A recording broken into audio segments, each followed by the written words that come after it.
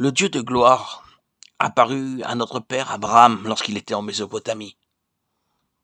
Avant qu'il s'établisse à Haran, quitte ton pays et ta famille et va dans le pays que je te montrerai. Acte 7, 2, 3. Ce fut son appel et sa séparation, ce qui impliquait le rejet de la Chaldée et des Chaldéens. Pour eux, Dieu n'avait ouvert aucune voie. Bien évidemment, cela pourrait être compris si nous avions du temps pour parler des conditions en Chaldée, car elles étaient extrêmement mauvaises. L'idolâtrie était très répandue, l'iniquité était terrible. Va-t'en, ce qui voulait dire que pour les Chaldéens et la Chaldée, il y avait une porte fermée avec Dieu, et Abraham étant sorti, séparé et appelé, signifiait que la voie ouverte de Dieu se trouvait dans cette direction-là.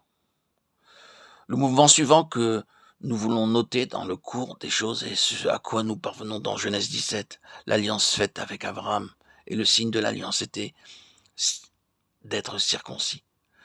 Maintenant, remarquez l'alliance que Dieu a faite avec Abraham à ce moment-là. Comme vous pouvez le voir, si vous regardez, elle est liée à la perpétuité, à l'accroissement, une continuation, une voie de continuation complète, libre et claire.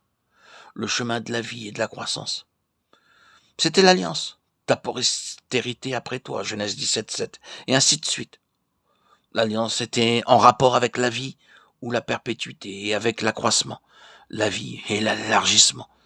Mais cette vie et cet élargissement passeraient avant toute chose par et sur la base de l'acceptation de ce grand fait que la porte était fermée à tout ce qui était autre que la mort avait pris place et que par conséquent cela était uniquement possible en étant de l'autre côté de cette porte.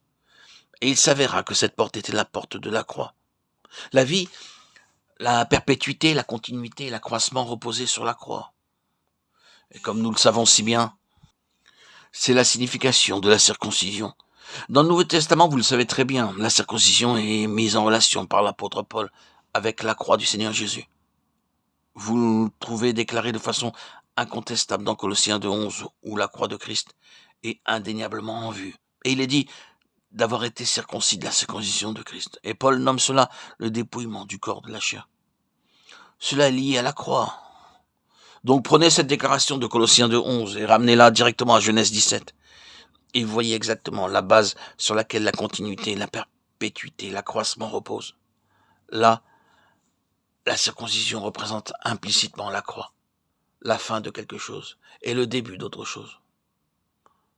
La mort, une porte fermée à quelque chose. La vie, la porte ouverte à quelque chose de totalement différent.